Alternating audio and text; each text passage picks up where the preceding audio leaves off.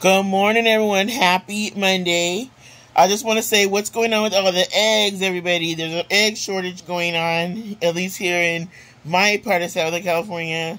The local part over here, San Gabriel Valley. What's going on? Trader Joe's was out. They had a sign up yesterday saying no eggs. Eggs are, there's a shortage, and we're getting them in. So I knew something was up with this though, because like a week or two ago I went, and they were out of eggs by the time I got there. And there's always, it was in the evening or afternoonish, so I kind of was like, whoa, what? But, yeah, and I don't know about Aldi. I haven't went to Aldi yet. I'm gonna go probably right now after I do this, because I need to get some, and, I don't know what's going on. I feel really crazy, too. It's crazy, because I'm not an egg everyday person. Like I said, I always have a dozen in there just in case. But I didn't even really use any of my eggs until, my dad was here and I was making his sandwiches in the morning. So, but I actually have been eating more at home. So, I like to have things here so I don't have to, go to the store and buy other things that I don't really need. So, yeah. So this morning, I do have some sausage in there and stuff. I'll probably just eat some cheese toast right now and coffee. I literally just got up, but I also want to say happy, Mental Health Awareness Day, everybody, October 10th, so I just want to say, it's like, I'm glad they're kind of doing this, because putting awareness out, because, there's a lot of stigma around it still. And you know how mental health can embody a lot of different things. And, it's, I don't think, I've dealt with the depression thing all my life. But I think, looking back in the past, I can say where I think I did have some anxiety somewhere. Maybe not an extreme case to where I needed to go to a psychiatrist or anything. But I can think maybe, I want to say early 20s, I could see it kind of where, just different, situations, thinking that, kind of being scared to do certain things that, come naturally to most people, getting a job and things like that. I think that played a role in it. It's just there was all these different things, and, some of it I kind of blamed on being late bloomer with certain things, but, I don't know if it's that, it could have been a little mixture of anxiety in that, and I just never thought about, getting any kind of, maybe there's an issue here until, I think, until I started kind of feeling a sadness and everything about just situations, in life. And that was years ago, and then I just stopped taking I haven't really dealt with it for years. And then, this past year was a kind of rocky one in a lot of ways. So I just kind of felt I did need help again, just because, I don't know. I admit, I try to be kind of open with it just to encourage people that you don't have to, keep it secret or be hidden about it. But I also think a lot of people is because with certain things, especially when you get to depression, things like that, people think, you're just like glass and that they have to be careful about every little thing around you. And it's just not even like that. It's just kind of I think it has a lot to do.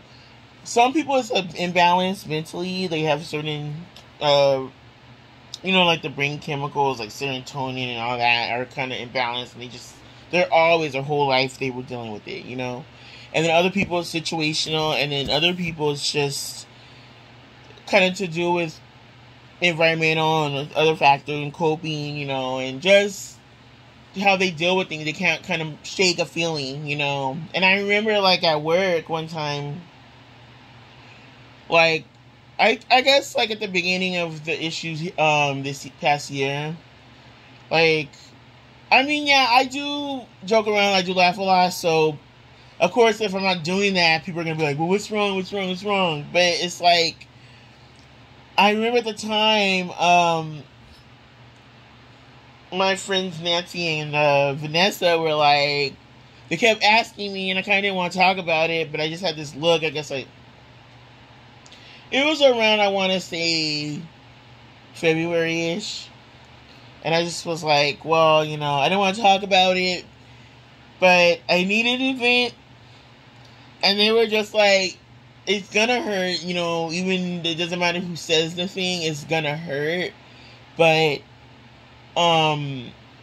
because the person's saying something like that to you, but you know, so that's normal to hurt about it, but then just kind of like don't dwell on it. And when I knew that it was just like I wasn't dwelling, I would be happy the next day and then not the next day, and then I was just thinking about it. You know how it is at work, especially at night, kind of just like all you have is your thought. So, you know, to the shift, so you're just like, so I don't know. I just had this like kind of like this numb kind of existence for like a couple of weeks, and then on and off, and then I just decided, you know, oh, you know, I guess it didn't really come to head really until maybe a few months ago, you know. I was kind of just dealing with it, but because you kind of realize that, yeah, you vent and you try to be normal and not keep thinking about the situation and not letting it have this like dominance on your mind, but it won't. It's just like you start saying, well, why does it matter when I don't care what so and so thinks. Why is it dwelling in my mind? And you just say it won't stop, and it just affects you, and you feel like, oh, I just kind of want to sleep and not do anything, and I just want to, like, you know, not talk to anyone, and I just want to, like, you know, and there was just different factors at why it was, I think, a little more than just, like, a confrontation or one thing. I think it was just other factors at play. Like, everything was kind of piling up on me mentally and emotionally, and I just felt like, you know, I don't know. I just can't deal with this anymore. You know, because, and you know how it is with mental health things, if you start mentioning that, then they kind of were like, okay, you know, 5150, you know, and it's not even that. It's not about that all the time. It's just kind of like, I don't think you really are thinking of it like that way. You're just thinking of it like, well, I need just maybe to talk to someone about this, you know? And, you know, of course, the doctors kind of say the same thing that all your friends were saying. You know, like, oh, you know, this person has their own issues, that's why they're lashing out on you, and this, that. Like, you already kind of know what it is. I think your mind knows, but your mind just is like, that mood and everything that's maybe happening mental, like, internally, like, biologically and everything is just not letting you, like, move past it, you know? And that's when you know, okay, there's an issue. And that you maybe need to reach out, because you don't want to just keep, you know. And it's sad, because I was talking to one of my friends about it one time, like, just about her own situation, and she was like saying, you know, that she would get help, but she has kids. And I said, what? Those people who have kids who get help for that, like, they, you know, I get it, like, she's saying, like, about the medications, but, you know, if it's to the point where it's affecting how you're living your life and existing, and, you know, you need to talk to someone about what best plan is, but, you know, don't be scared to do anything about it just because of that, you know. But it's like, I don't know, you guys. And so when I was having my last appointment, you know how the psychiatrist is more for the treatment part, you know, as far as the medications. And I always kind of said my whole fear with the whole mental health thing is also they want you to talk. Eventually want you to talk to a therapist. They want you to kind of get out why you're like, once they bring you out of whatever cloud you're under, they want you to start, you know, okay, let's talk about why you always do this, or why you're not doing that, or why why you're, you know, scared to do this, or scared to be like close, vulnerable, or, you know, something like that. It depends on what your issue is, you know. And I don't know. I just like, I don't know. You guys, I don't know. I do think I should talk to somebody. And I also want to put that out there, that there's no shame in that, you know, like talking to a professional who knows how to kind of tell you, kind of guide you. Like, this is what you should do when you have those thoughts. Or this is what you should do when you know, instead of just giving in to the sadness or like the negative feelings, or like, you know, you have an altercation with somebody. Not even an altercation. I hate using that word because it makes it seem like it's physical, but sometimes altercation, I mean like verbal.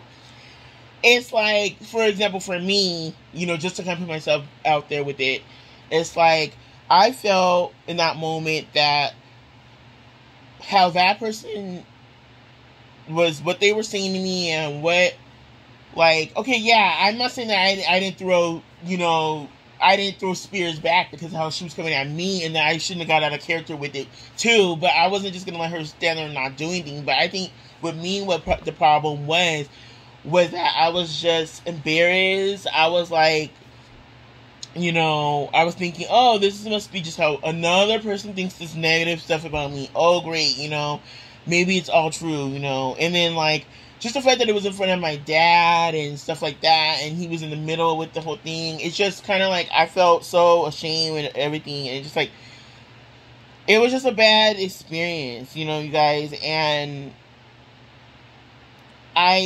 that's probably part of what I think what my problem is that I didn't just separate the situation of, that's just what happened between me and that person, not how everybody thinks of me.